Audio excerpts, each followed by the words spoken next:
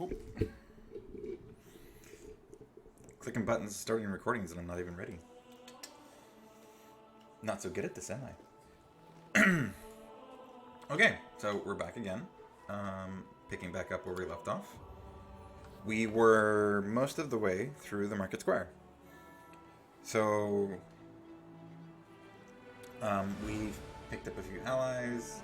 The latest person to join was Ember, filling out our roster to 6. So, now we've got some room to play with.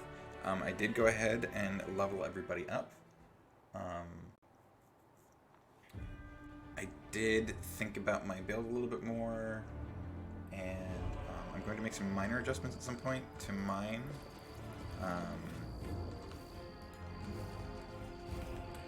Primarily, I'm going to... I killed these guys already, right? Yeah. I'll go ahead.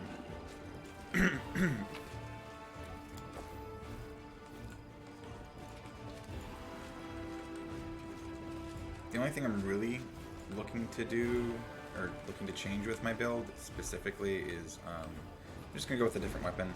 I don't want to say a lot of research, but I did spend some time thinking about this and looking through things. Since this build is kind of melee reliant, I was trying to find a fun, good weapon that has it's got a good crit range and all that jazz. And I thought that the Elven Curved Blade would make for a good weapon, but I was also thinking at that point that I was going to make this character make him an elf instead of what I ended up going with. Not to say that I'm disappointed with how this has turned out, but just realizing that I have to use a feat just to get access to the weapon that I wanted, which takes away from a feat I can use to buff a different weapon that I would probably already have access to if I went with something different. So what I'm probably going to end up doing with this one is I'm going to go with Scythe. Scythe has, I believe, the biggest, if not one of the biggest, crit multipliers, although it only has it's got this the smallest range that you can get for a weapon, which is 20. So while that's not great, when it does crit, it'll do a lot of damage. And one aspect of the build is actually building into the crit feats to begin with. So I'll already be expanding the crit range, and you can expand normal crit ranges pretty far.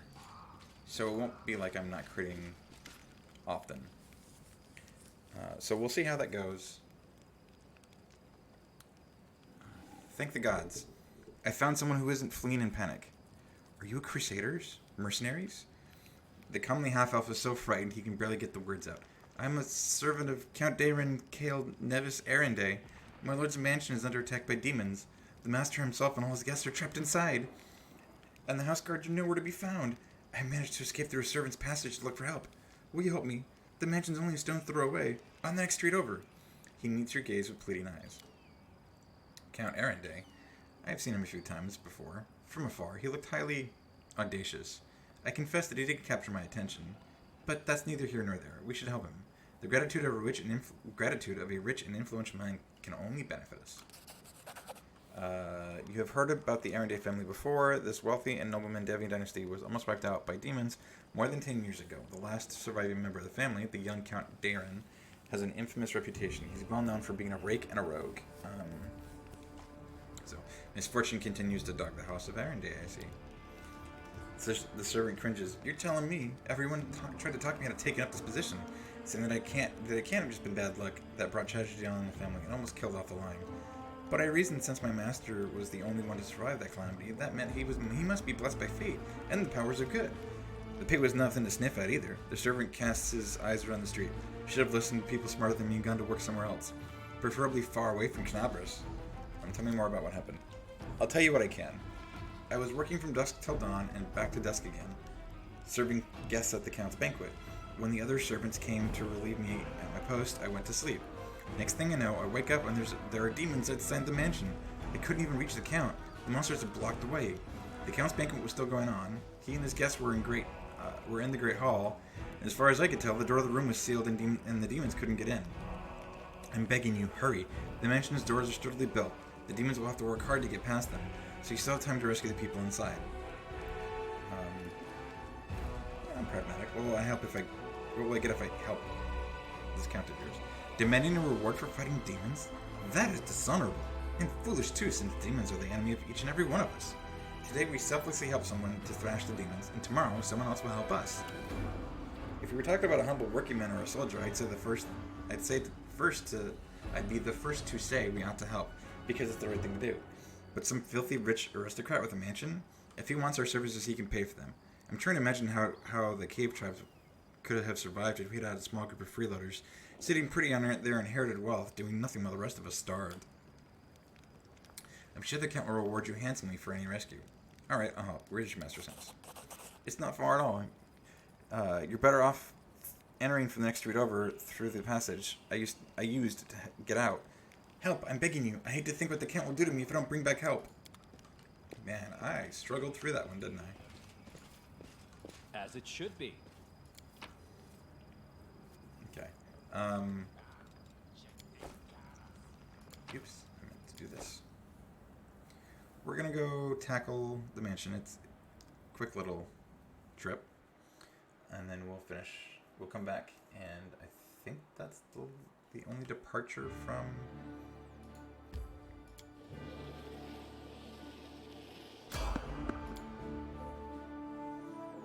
Oh, this is where we come across Ninio.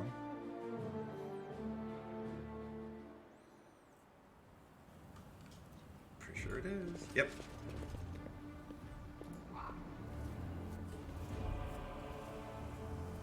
Wearing a robe? Check. Baphomet symbol around the neck? Check. Crazy eyes? Check.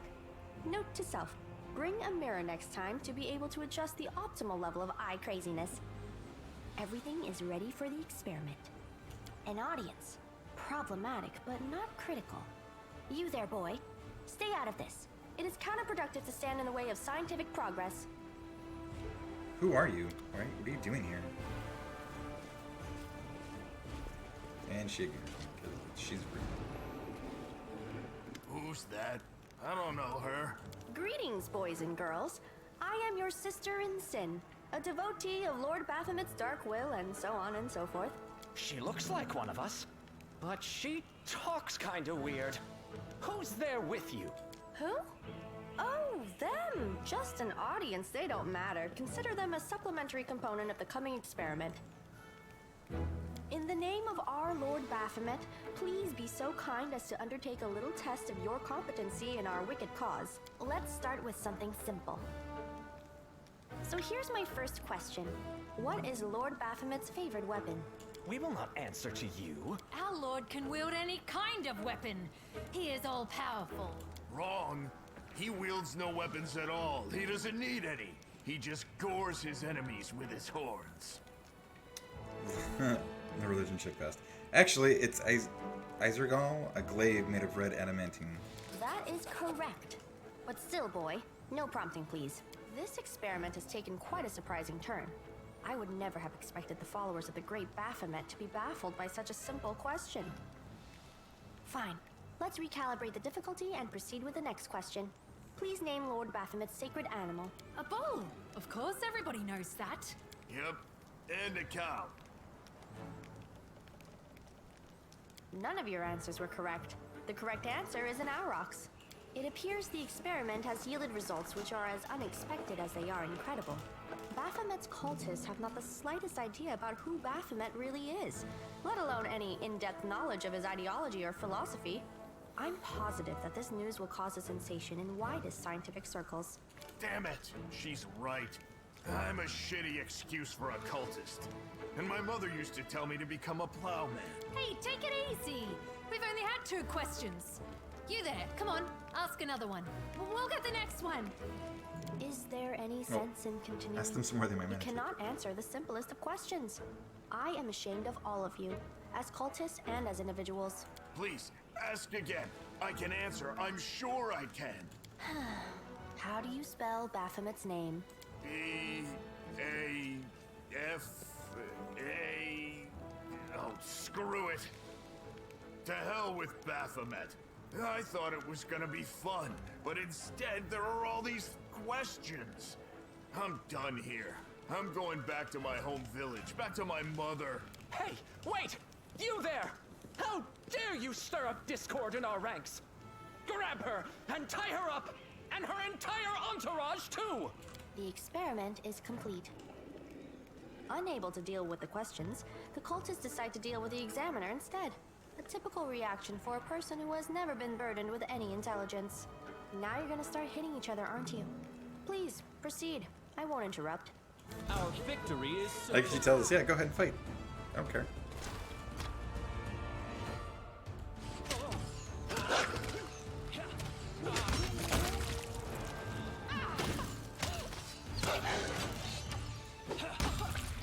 Flat-footed AC is when you don't get all your normal bonuses to your AC because you're caught unawares.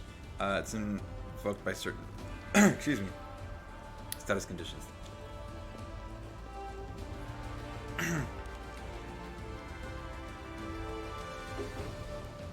The result is statistically predictable, especially considering their intelligence level. What about you, boy? Are you ready to answer some questions for the good of science? Oh, skipped it. You're absolutely convinced that the correct answer is red and white. Red and white. This answer is correct. It is comforting to meet at least one educated person in the melting pot of ignorance that is Kenabres today. Let's proceed. Did Arendae take part in any crusade before he died? Your answer is correct. No, he didn't. Arendae's death dates to 4606, and that is precisely the year when the World Wound was opened. The First Crusade started back in 4622. Your knowledge would make Mendev's Crusaders proud. My final question is, what is the title that Aurilu Vorlesh bears? Is she the Architect of the World Wound, the Lord of the Labyrinth, or the Border Inquisitor of the Shapeless Abyss? That's You're the correct. Architect of the World Most Wound. excellent. You successfully answered all of my questions. Splendid. Amazing. This is a breakthrough. I thank you for your cooperation. It seems to me that I owe you an explanation. My name is Nenio. I am an explorer, a pilgrim, a yet-to-be-recognized scientific luminary, future author of the great Encyclopedia Golarianica, and rector of all Absalom's universities at once. Future rector, I should say. I also know several spells. Now can you finally tell me what you were getting at with all those questions? It is so heartening to see you strive for knowledge. I have been conducting an experiment comparing the intellectual abilities of the average cultist with those of the average crusader. And I must admit that you passed the test with flying colors. This does offer a glimmer of hope for the future of Crusade. I have always claimed that despite the popular beliefs about the limited intellectual abilities of those in the army, at least some of them can be considered educated. It pleases me to see that I was correct. So you're trying to say that I'm mediocre? Yes. Why do you keep calling me boy? I have a name, you know. I apologize for an injury to your ego, but your name is irrelevant on the grand scale of the universe. Thus, it cannot possibly interest me. I will forget it as soon as I hear it. To avoid unnecessary confusion, I'd prefer to not know it at all. Kenabres isn't safe right now. Shall we join forces? Do you wish to become my follower? To accompany me on my expeditions to the World Wound? To assist me in my experiments? To run errands for me? Perhaps even to write down my deepest thoughts for the benefit of future generations? Oh, how splendid! Of course, I agree. Truth be told, I have no money to pay you. But you will be aiding the progress of science, and that is its own reward. If we join forces, you have to follow my instructions during our expeditions. Huh? What? Oh, yes, the dangers and these battles. Of course, I will follow your orders. I place my life in your capable hands, so I can focus on the things that really matter. Okay, I agree. Excellent. You're hired. To think that I finally found someone to accompany me. 27 Crusaders before you said no. Not one of them saw the undeniable appeal of my offer. Your first assignment is to take me to a safe place. I have to admit that today's experiment has left me quite tired. We're gonna go ahead and not take her because she's not very good yet. But she ends up, like all counselors, being really good later on. So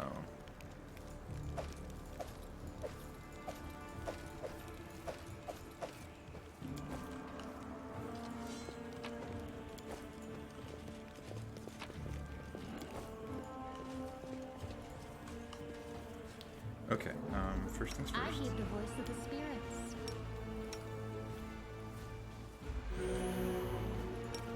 One more. Ready for anything? I will drink all those potions. Oh.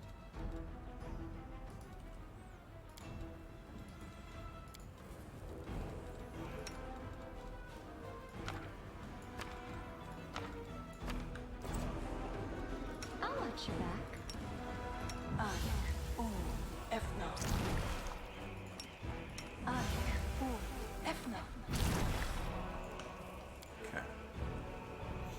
Okay. I forgot. Daeran. I love that for Zila's wolf's name.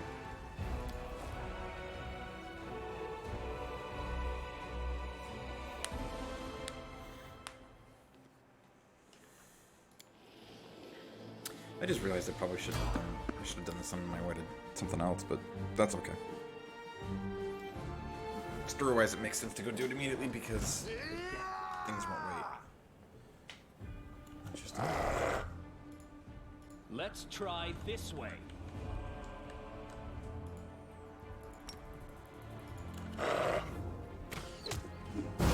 Oh, that's what I was waiting for.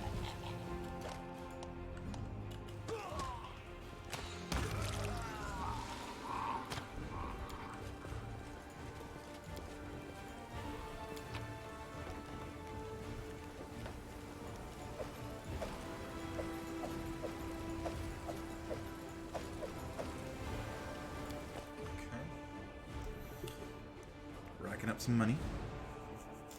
Which is funny, because by the end of the game, I don't use any of it for anything. But we'll see if I can... We'll see how that goes with this one.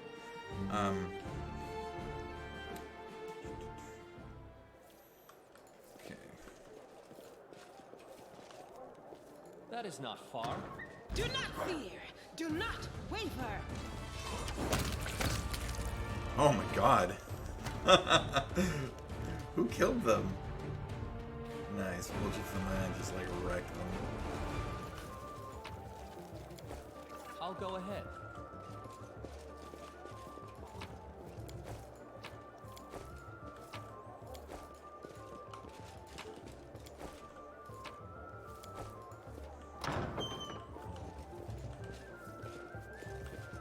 I know the way.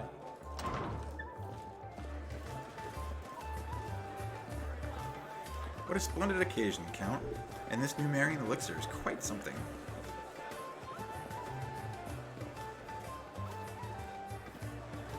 And here come the party crashers. Oh look, such darling little creatures. Blah. I smell beauty. They're demons. Oh. Wonderful. Now brace yourself for the smell of your own blood, you ghastly eyesore.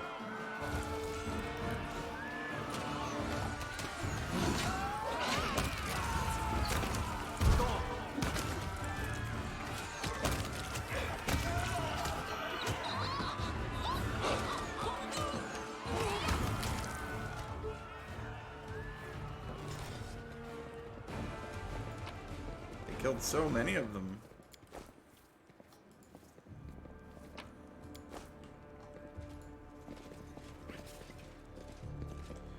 +1 iron barge comes from the critical hit, deals an additional 1 damage to Constitution. Ooh. Greetings, valiant stranger who has just burst into my life. I am the master of this house, Count Daeran Kale, myriad mellifluous monikers Arendae. No need to introduce yourself. I find remembering insignificant details, such as the name of passing acquaintances, such a bore. Wow. Bona fide blue bloods and unparalleled aristocracy. All this makes me itch to do something really crass. Ooh, like blow my nose on the curtains. What are you waiting for, my squamous squire? The curtains in this room are velvet, but we have some excellent silk ones with gold thread elsewhere in the house. Take your pick. My soft furnishings are yours to do with as you wish. I'm quite sick of the place, truly. I shall either sell it, or burn it to the ground and build a new mansion in its place. Now that we've finished with the niceties, tell me this. How did all those thrice-damned demons end up at my soiree? So I like that he's at the same time self-aware of the fact that he has like ridiculous money, but also is still a rich asshole at the same time. Like they wrote him really well. Kenabres lies in ruins. Discari killed Arendae. The Wardstone has been captured, and you're asking me why Demon's Gate crashed your party. Kenabres in ruins. Discari. Justine Well, and I was already volume lamenting levels. the lack of excitement at my little banquet. Let's turn this down a little bit. There we go. Although it must have been tolerable enough if we didn't get notice of a great hulking demon attacking a dragon just outside the window.